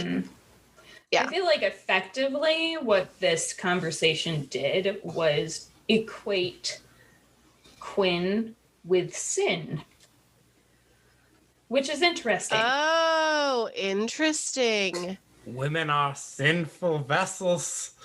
That's my best Southern preacher voice. That was amazing. That was awful. I can do a better Southern patriarch, but I have trouble with the Southern preacher. Okay, I like it. Yeah, no, like that's a really good point. But this is Ryan Murphy's take on religion. What we're all asking for. Again, we wanted his second take on religion after grilled cheeses. Yep. Yeah. So Joe's helping Quinn during physical therapy, and no therapist around this time. No therapist around. Nope. And she does the thing that that is the most memorable thing I have about this character. He gets a boner. That's mainly what I remember. The entire time on the Glee project, I'm like, he's working so hard to be a character. I just remember as the guy that got a boner. Oh my God, that's really funny. So I don't remember this at all, but the scene is very awkward. Well, yeah. It's our own boner gate, just like we had in grad school. Oh Alyssa, we're going to have to talk about this another Oh time. my god. Oh, Did I boy. totally miss something? I don't think you were in that class. Oh my God. Yeah, Alyssa, you and I weren't in that class, but I heard about it. Yeah, that's all I have to say. We have to talk about this after the podcast. Okay, so we will. Skylar, you can feel free to sit on this too, because I'm sure you'll appreciate it. But anyway, yeah, it's just like I feel like it's unnecessarily awkward. Like, why put him in that position? Like a boner isn't the only way to start talking about like I have romantic feelings for you, you know? Like it's convenient sometimes, but it's also like not, it also like kind of objectifies her that like if the only way he can actually like get the courage to talk to her about this, he has to literally be like, you know, he should have thought about the mailman. Well, not only does it objectify her, but it objectifies him as well. Yeah. This They're entire scene is... They're just two vehicles for sex. Yeah, exactly. It's hella problematic. It's, very problematic. It just seems like a stupid way to start this scene that like, I don't know. And he's all like, I have feelings for you and I'm willing to follow them, even if that means giving up my faith. And Quinn's like, no, don't do that. Again, having a boner is not the same thing as having romantic feelings for someone. Having a boner is more like, I want to put this in you. Like, they're not the same thing. So that's why it's also not the official Hannah description of a boner. That's what all people who have boners are thinking. No, I'm not going to say that. That's horrible. But no, but like, it's not the same thing as romantic feelings. So it's also further making this problematic in that he's saying, I have feelings for you. No, you might not. Like, you just had a boner for me. That's not the same thing. Like, I wish Quinn would have said that. She'd been like, trust me, like, I had a kid 2 years ago and I've been screwed around by a bunch of douchebags. So I know this doesn't mean the same thing. So figure it out up here. Yeah, it seems particularly just like in bad taste, especially for Quinn's character. Yeah, and she's just like, I don't want you to give up your faith because it means some things can't be lost. And he's like, what is this then? And she's like, it's something new. I actually didn't really understand the logic behind the conversation that they had. Yeah, it doesn't make any sense. Well, okay, explain. What is it? So Quinn's lost a lot. Like she grew up with this very black and white view of the world, and her life has gotten a lot more complicated. She no longer fits into that black and white view. So it's nice to know that there's some forms of innocence or some forms of simplicity that can still survive. I still don't get it. So, well, I mean, the problem with that though is that like he's willing to give up his faith, so it's not really. Yeah, but she would rather he didn't. I would also say because that's a lot of pressure on you. If someone's like, I'm willing to give up my religion to you. And this also probably comes back to Ryan Murphy's take on religion, is that like, why do you have to say you're giving up your faith when you're really just coming to terms with a new tenet of your faith? Like, it's not giving up your faith. So, no. I mean, maybe it's just like the language that they're using is just really confusing, because he's not going to give up his faith. Like, he's not going to suddenly stop believing in God or Jesus because he got a boner or like had sex with somebody before marriage. Like, for some reason people think faith is like this unconquered pillar that never changes, and it's static. And it just isn't. That's not how it works. No. At least for me. And I also don't think can't say that for everyone. I think it's healthy to have your faith change over time as you learn new things and have your faith challenged and your ideas challenged. I mean, you should constantly be challenging your own ideas and your own beliefs. And if changes come because of that, it means you're invested and you're growing in your growth and in your own beliefs. Yeah. And you're continuing to educate yourself, because exactly, ignorance is not bliss. Yeah, no. Ignorance is fucking dumb. Yeah. Put that on a bumper sticker. Ignorance is not bliss. Ignorance is fucking dumb. I love that. I'm there. Great facts. Yeah, so, and then she's like, yeah, it's something new. And I'm like, I'm just going to say it. I don't want to spoil anything. But this relationship goes nowhere from what I remember. It's pretty meaningless in the grand I can scheme see of that. the relationship. Because it seems pretty meaningless right now. Yeah. Yeah. So that's the end of Joe and Quinn. In this episode that we know of. Yeah. So that means it's Tina time. Tina had officially one line. Did she? What'd she Yes. say? She was in the girls' bathroom scene. I don't remember what she said. She was had, like, a comment. Joe and I aren't dating. She's like, but you want to though, right? Or Yes. something like that. Yeah, that's what it was. And Brittany's Wow. like, Joe's really pretty, but I hear she doesn't shave her armpits. Yes. Also, okay, let's quickly go through a couple Brittany lines, even though we're taking it Tina time. Brittany also, like, right when Blaine was about to start singing his song, Oh. and Kurt's like, I didn't cheat on you. And she goes, cheetahs are the fastest animals on the planet. And she like plays with her hair.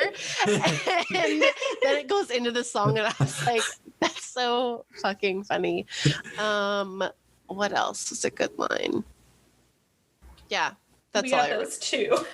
Yeah. So So Brittany had two really great lines. But Tina only had one. Had It a wasn't line. that great. It was pretty average. Yeah. Yeah, I look forward to these kids graduating so we can get more Tina time. Hopefully. She gets more Tina time. She gets more time. I guess I we'll Tina gets find more out. time?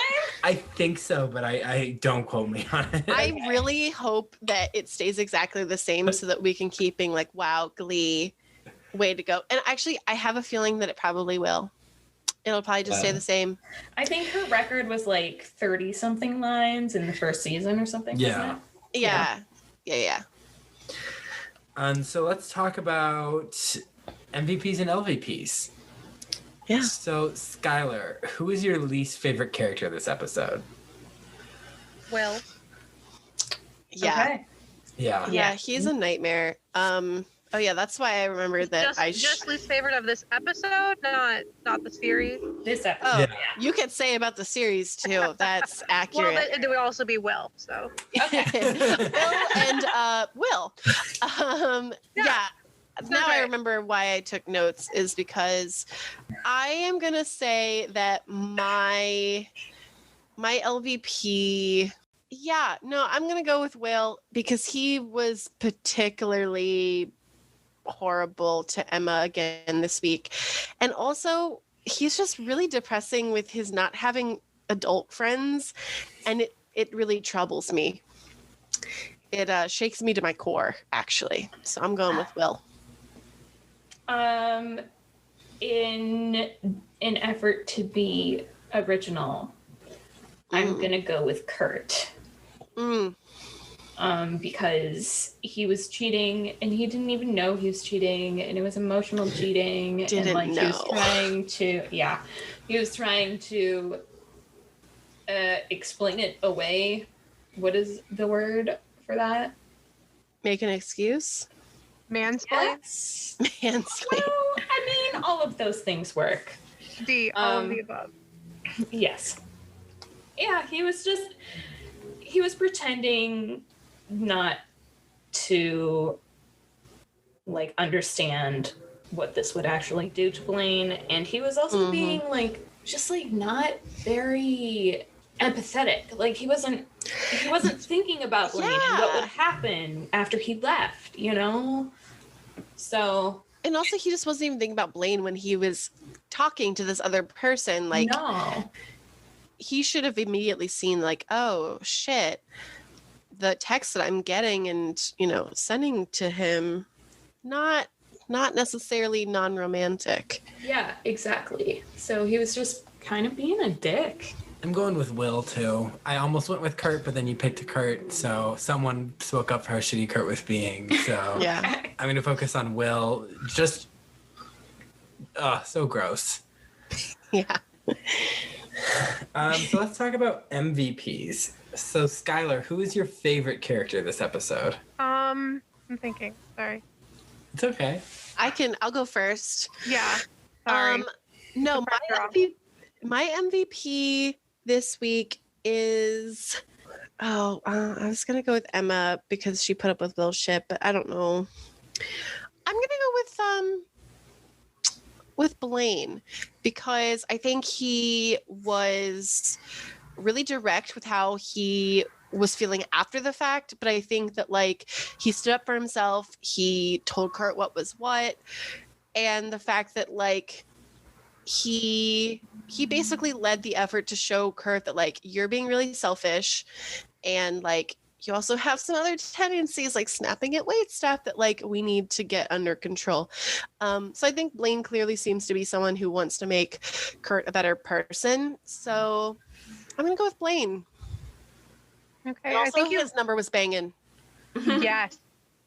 I think you vocalized exactly what I was thinking. I didn't get there yet, but you got there for me. So I don't just I mean, I'd love to just keep lifting Darren Chris up, but I'll pick a different favorite.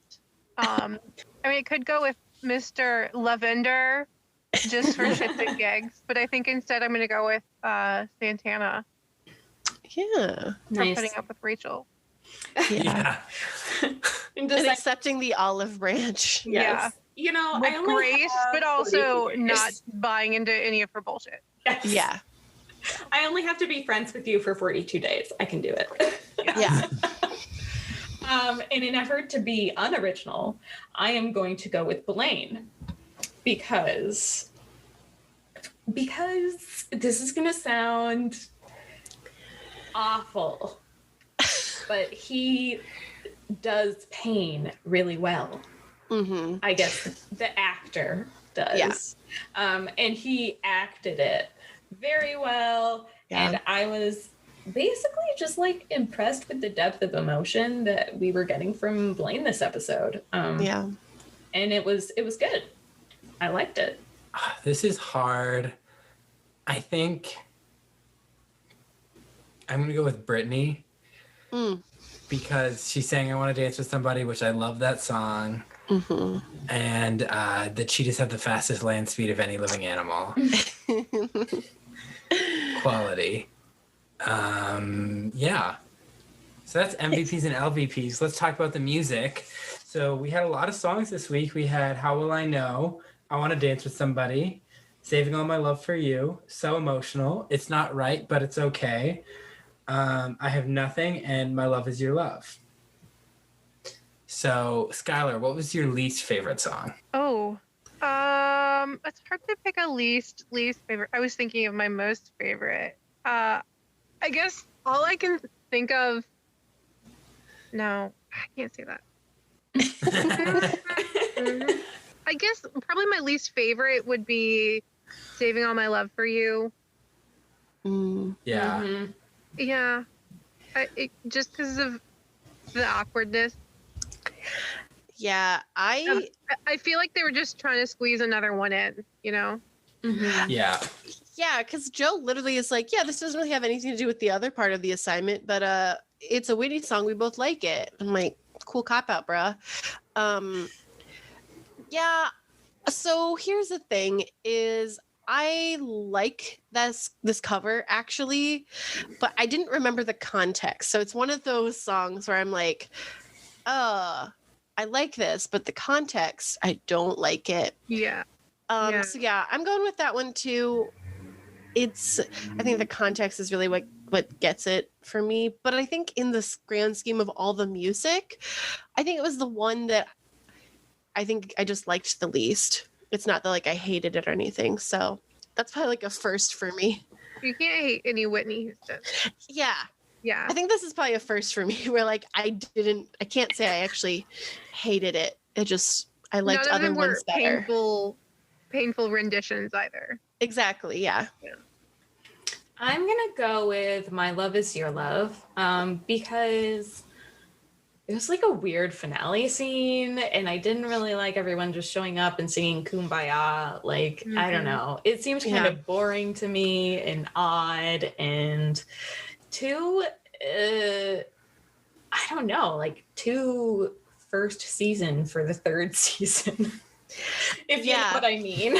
Yeah. That's a good way to put it. Yeah. Yeah. I'm going with I Have Nothing, sung by Kurt. It just was boring to me. Yeah. Yeah, he just stood there. Okay, also, why did he have a microphone? He was in the choir room. True. But can I say this is one of his better outfits? Sure. I'm just going out there. Like, I feel like starting in season 4, we should like talk about Kurt's fashion, because I think it's going to evolve again. Okay, cool. If he goes to New York. This song he was singing, he was wearing like a black leather vest and with the black long sleeve shirt under it, and I think black slacks or maybe dark gray slacks. It was pretty good. He does vests well. Or at Unlike least Mr. casual vests well. Unlike Mr. Shoe. Yeah. Yes, yeah. See, I'm a little upset because I Have Nothing is probably one of my favorite Whitney Houston songs. So I have to say that that's my favorite song of the episode. Oh. Yeah. And I it's between that and Blaine's It's Not Right, but It's Okay. But like, yeah, I Have Nothing just pulls on the heartstrings for me. But I'm thinking of that just more musically. Like circling back to the beginning, I'll watch an episode based on the song that's in it. Yeah. And I think Kurt's rendition is actually really good. I'm gonna say my favorite was the first one out the gate, the a cappella How Will I Know. I love that cover so much, and the harmonies are beautiful. It's a slower rendition to what is more of an upbeat sounding song. That's my MVP. I didn't know what was going on during that song. Very disoriented. I was distracted the entire time it was happening. I'm gonna go with Santana and Rachel's duet song. What is it again? So Emotional. Yes, So Emotional. I really love that song, and it was a good cover, and it was high energy. So I'm going. Yeah. I'm going with So Emotional too. I really liked it because I was going into this episode thinking it was going to be I Want to Dance with Somebody because that's on my Glee playlist. But I really liked their cover of So Emotional. It's been stuck in my head the past few days. Yeah.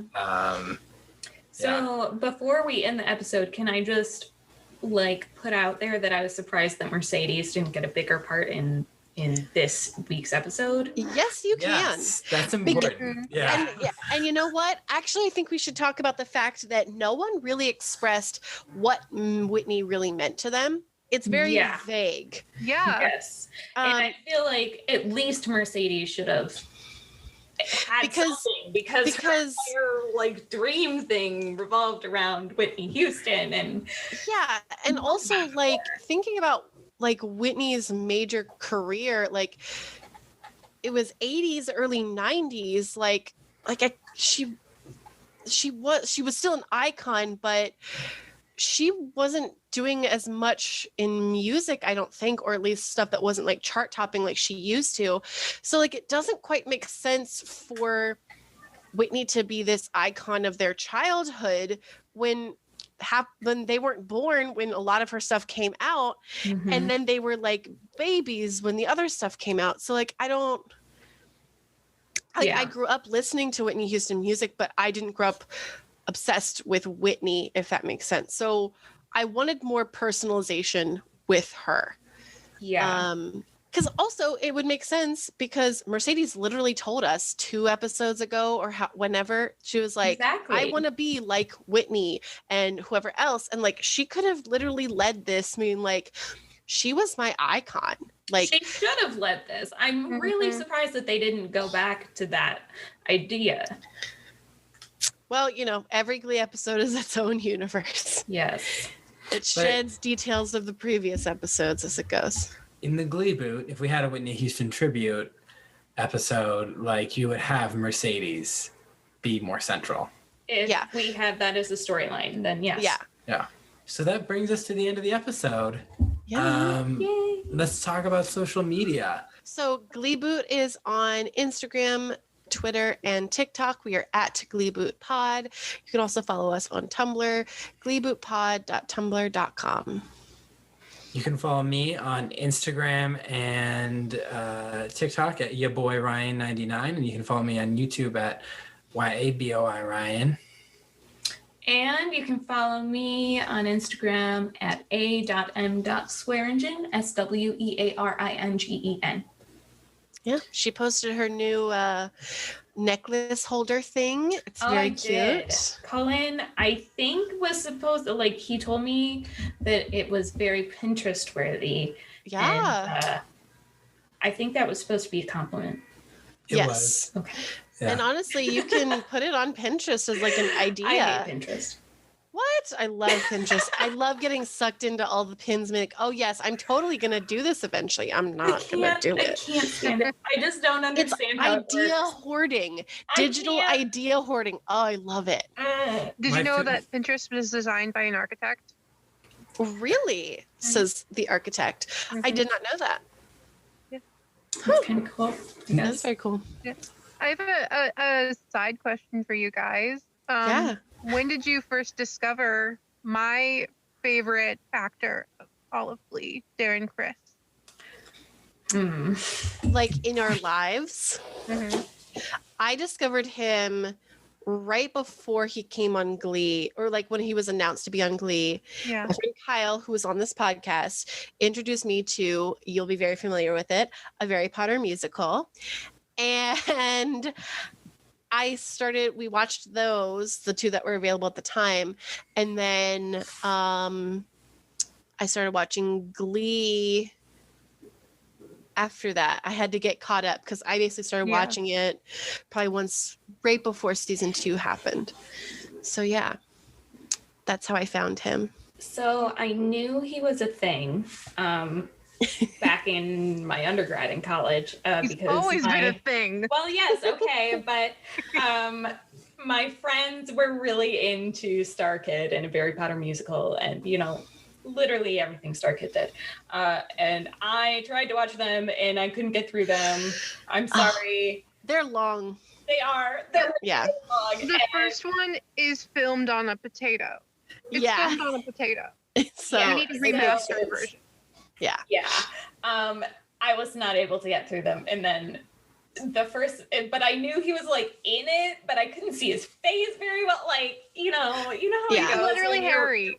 Yeah, I know, but you can't see him because it's so far away. You can see like pixels on a potato. Yeah, exactly. And the audio is like garbage. I remember the first time I watched it sitting on my computer with the volume all the way up, going like, I can't hear what they're saying.